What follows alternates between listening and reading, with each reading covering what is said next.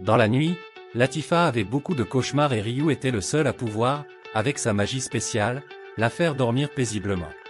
Un bruit étrange venait de l'extérieur. Une lumière puissante aveugla Ryu. Des filles étranges commencèrent à l'attaquer, ces filles étaient ni humaines, ni bêtes. Elles pensaient que Ryu était un kidnappeur parce qu'il était avec Latifa. Après une bataille acharnée, il fut capturé. Dans un état de transe, Ryu eut une conversation avec une femme qui lui expliqua qu'ils étaient connectés. Il ne pouvait pas comprendre ce qui se passait.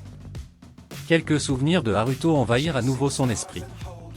Soudain, il se réveilla, se trouvant attaché à un lit, entouré des autres filles bêtes. Latifa arriva pour expliquer la confusion, tandis que les autres filles s'excusèrent de l'avoir pris pour un kidnappeur. La chef âgée leur dit qu'il parlerait plus calmement le lendemain.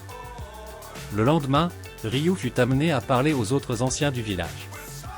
Pendant la marche, il expliqua qu'il était arrivé dans cet endroit en suivant l'arbre géant qu'il avait vu. L'ancienne lui expliqua que cet arbre était très spécial, l'arbre du monde, et que très peu de personnes pouvaient le voir. Ils arrivèrent dans une salle où d'autres anciens les attendaient déjà. Pendant la réunion, les anciens s'excusèrent de l'avoir pris pour un kidnappeur. Ils expliquèrent qu'il y avait beaucoup de ravisseurs qui emmenaient les filles bêtes pour en faire des esclaves. Comme il avait amené une fille de loin, et en raison de l'amour que Latifa lui portait, il lui permettrait de vivre dans le village pendant un certain temps et lui donnerait quelques objets. Soudain, une jeune fille arriva. C'était un esprit de la forêt qui protégeait l'arbre du monde.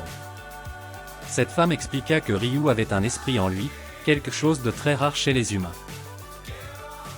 De plus, l'esprit en lui semblait très spécial pour les personnes mi-humaines.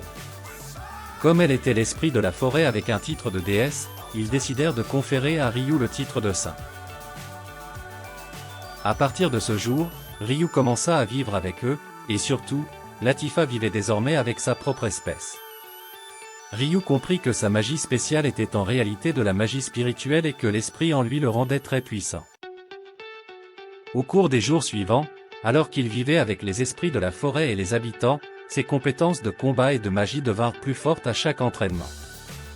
Dans les montagnes, Reis et l'un de ses sbires étaient partis à la recherche d'un œuf de wyvern. Cet œuf devait améliorer l'armée. Après avoir pris un œuf, ils s'envolèrent. Reis semblait avoir un plan avec cet œuf.